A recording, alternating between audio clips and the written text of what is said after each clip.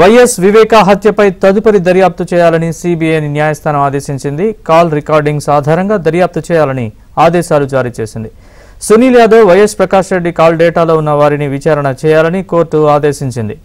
వివేక హత్యపై లోతైన దర్యాప్తు చేయాలన్న సునీత పిటిషన్ను షరతులతో కోర్టు అనుమతించింది.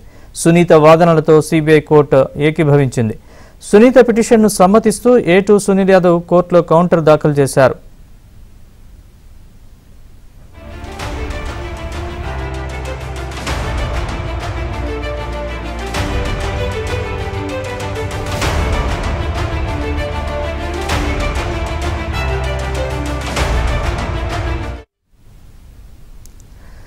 వివేక హత్య కేసులో పలు అంశాలపై సిబిఐ దర్యాప్తు అసమగ్రంగా ఉందని నిందితులే అంటున్న విషయాన్ని కోర్టు పరిగణలోకి తీసుకుంది.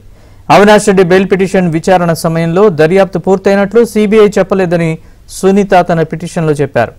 దర్యాప్తులో కొన్ని అంశాలు పెండింగ్లో ఉన్నట్లు సిబిఐ చెప్పిందని, దర్యాప్తు కొనసాగింపునకు చట్టపరంగా నిషేధం లేదని సునీత తెలిపారు. వివేక హత్య కేసులో లోపభూయిష్టమైన సిబిఐ దర్యాప్తు నిందితులకు అనుకూలంగా ఉందని వైఎస్ సునీత కోర్టు దృష్టికి తీసుకొచ్చారు.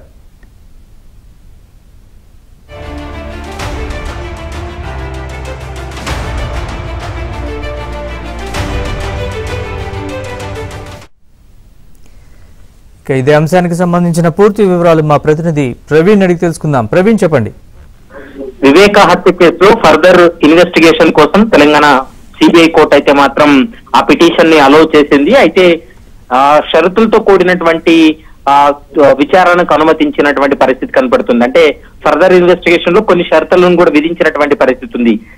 నెల రోజుల్లోపు ఈ కొన్ని అంశాలపైన దర్యాప్తు చేయాలని కోర్టు సిబిఐకి ఆదేశించింది. వివేక హత్య జరిగిన రోజు పలువురు ఫోన్ కాల్స్, మెసేజ్లపై దర్యాప్తు చేయాలని ఆదేశించింది.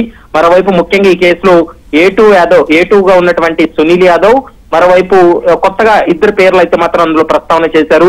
కిరణ్ యాదవ్, వైఎస్ ప్రకాష్ రెడ్డి, భాస్కర్ రెడ్డికి సంబంధించినటువంటి ఫోన్లు, సంభాషణలు, మెసేజ్ల పైన కూడా దర్యాప్తు చేయాలని ఆదేశించినటువంటి పరిస్థితి కనపడుతుంది. ఇక ఈ కేసులో ఇప్పటికే ఈ కేసుకు సంబంధించి అయితే మాత్రం అనేక అనుమానాలు వ్యక్తం చేస్తూ ఇందులో ఫర్దర్ ఇన్వెస్టిగేషన్ చేయాలి, ఇందులో చాలా కీలక అంశాలు బయటపడాల్సినటువంటి అవసరం ఉంటుంది, ఫర్దర్ ఇన్వెస్టిగేషన్ చేస్తే సంచలన విషయాలు బయటపడతాయంటూ కూడా సునీత తరపు న్యాయవాది యొక్క వాదనలు కూడా వినిపించడం జరిగింది. మరోవైపు నిందితుల తరపున కూడా సుదీర్ఘంగా వాదనలు విన్న తర్వాత సిబిఐ కోర్టు అయితే మాత్రం ఈ తీర్పును వెల్లడించినటువంటి పరిస్థితి అయితే స్పష్టంగా కనపడుతుంది.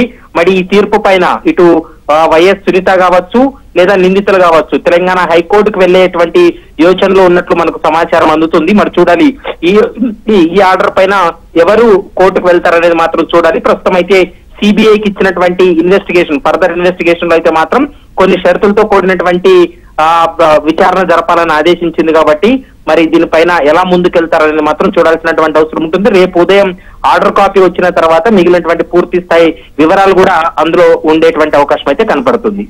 Right Praveen, thanks for the update.